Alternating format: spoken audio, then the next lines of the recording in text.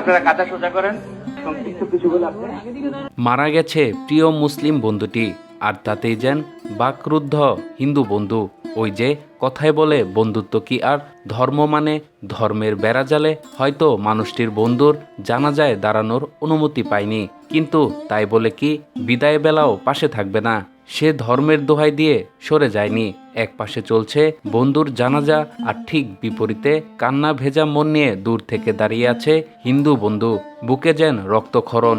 বিদায় বন্ধু, তোমায় ভুলিতে পারিনি। দৃশ্যটি প্রথম দেখায় খুব সাধারণ মনে হলেও এর পিছনে আবেগটা পাহাড়ের চেয়ে বিশাল আর ভারী। ভিডিওতে দেখা যায় জানাজার মাঠে সারিবদ্ধভাবে দাঁড়িয়ে আছেন মুসলিম মুসল্লিরা। তারা শেষবারের মতো তাদের ভাইয়ের জানাজা নামাজের প্রস্তুতি নিচ্ছেন। ঠিক তখনই ক্যামেরা ঘুরে যায় পিছনের দিকে। সে চেনা ভিড় থেকে অনেকটাই দূরে, সবার আড়ালে একটি গাছের পাশে একা, সম্পূর্ণ নিথর ও নির্বাক হয়ে দাঁড়িয়ে আছেন একজন মানুষ। তিনি আর কেউ নন, মৃত ব্যক্তির আজীবনের সেই মানুষটি, হিন্দু ধর্মের এক বাল্য বন্ধু।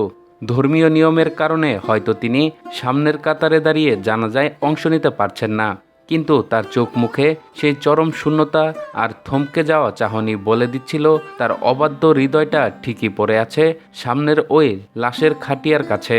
বন্ধুত্ব শব্দটা উচ্চারণ করতে যতটা ছোট, এর গভীরতা, ব্যাপ্তি হয়তো এই নীল আকাশের চেয়েও বিশাল। আমাদের জীবনে অনেকে আসে ঠিক ছায়ার মতো, যারা আলো থাকলে পাশে থাকে, কিন্তু জীবনের আকাশ একটু অন্ধকার হলেই মুহূর্তে হারিয়ে যায়।